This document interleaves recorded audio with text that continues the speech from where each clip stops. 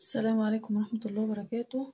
النهاردة اليوم 13 في الفراخ البيضاء اللي احنا بنربيها في روتين المنزل المصري، قناة روتين المنزل المصري. هنا اليوم 13 هنبتدي نحط لهم برضو الخلطة بتاعتنا.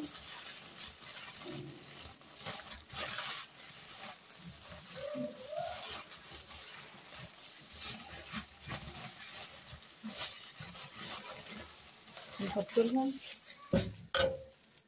ادي يعني نص معلقة ممسوحة كمون على كزبرة جافة اهو، نحط معاها يعني نص معلقة ممسوحة برضو كركم،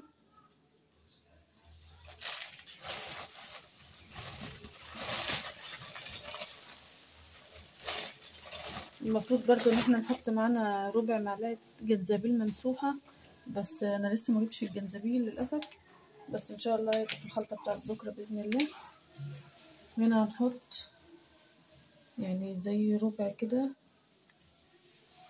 خميرة جافة، مش كتير ما نكترش، عشان ايه الخميرة كترها بيخلي الفرخ يريش بدري، ما نقدرش نحطها قبل 12 يوم، ليها ميعاد معين، نحط نسبة بسيطة كده للفراخ عشان تكبر معانا، بس لو حطيناها بدري عن كده تخلي الفرخ يعيش معانا بدري وما يكبرش كأنه صغير.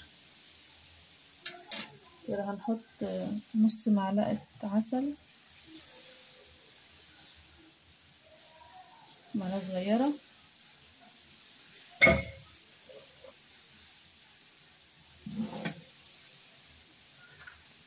ونص معلقة خل صغير. طبعا احنا مش هنكتر برضو في العسل عشان العسل زي ما قلنا قبل كده ما يعملهمش اسهال.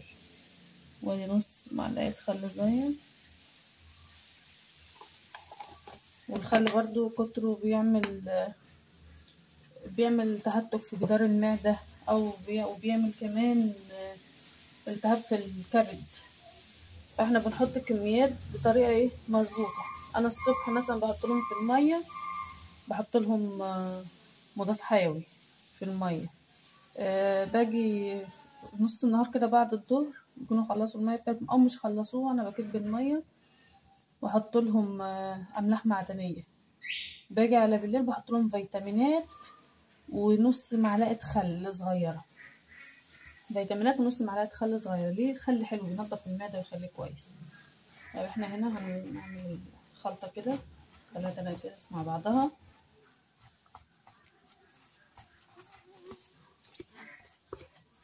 اهي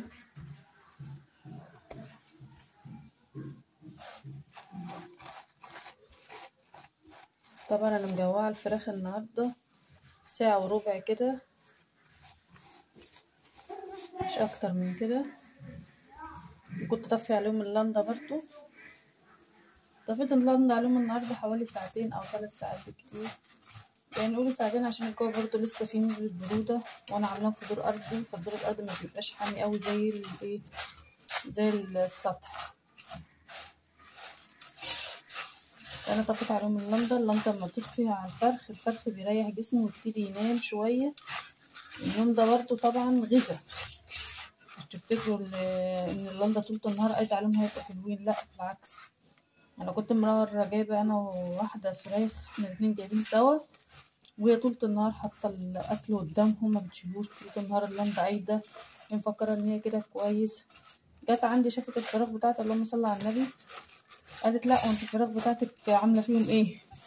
انا كمان كنت جايبة بعديها، هي كانت جايبة قبل يجي ب3-4 ايام الفراخ بتاعتها. بتقولي فراخك حلوة، فراخك انت بتعملي فيها ايه عشان تبقى حلوة كده؟ قلت لها مفيش، على فكرة انا بجوعهم. قالت لي ازاي؟ ما ينفعش، المفروض الفراخ ما تجوعش. قلت لها لا، الفراخ لازم تجوعها شويه ولازم تشيلها اللنده شويه. قالت لي انا طول النهار سايب اللنده قاعده عند الفراخ. قلت لها لا غلط، مش كل حاجه يعني تبذخ وتبقى كويسه، لازم تسيبيهم يرتاحوا، لازم تسيبيهم ياخدوا راحتهم كويس، عشان ايه؟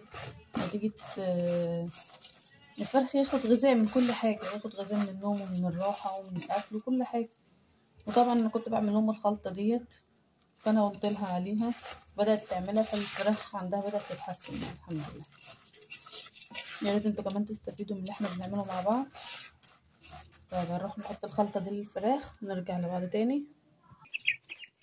اهوت الفراخ حطينا لهم الاكل، هما كانوا نايمين كنت طافيه عليهم اللنده، فلسه قايله لهم اللنده دلوقتي وحطيت لهم الاكل، فابتدوا بقى ان هم ايه يقوموا بقى من النوم يشوفوا الاكل بتاعهم. هما لو كانوا صاحيين وقايله لهم اللنده شويه من بدري كانوا بقى على الاكل كمان اكتر من كده. الخلطه طبعا انا هسيبها قدامهم 3 ساعات زي ما احنا متفقين، عشان ان هما ياكلوا بقى فيها براحتهم. اول ما تخلص 3 ساعات نحسب لهم بالوقت كده، نحسب لهم بالوقت اول ما تخلص 3 ساعات ان احنا ايه نشيلها من قدامهم ونرميها لاي طيور تانية عندنا. ممكن لو عندك بطتين، البط مناعته عالية.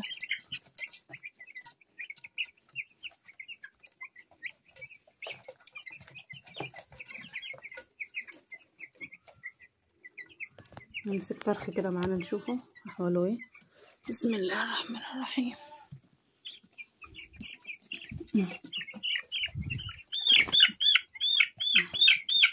الفرخ ده حلو اهو، شوفوا كده صدره فاتح معانا ازاي، الحته اللي هي الحمرا دي اهي اهي، الجزء الاحمر ده من هنا لهنا اهو اللي فاتح معانا اهو، بدل الصدر ده عريض كده وفاتح معانا، يبقى احنا الخلطه بتاعتنا ماشيه كويس، يبقى الخلطه بتاعتنا جايبه نتيجه. ورجل الفرخه حلوه اهي برضو ما شاء الله عليه، فرخه حلو مصحصح لسه بس هياكل اهو.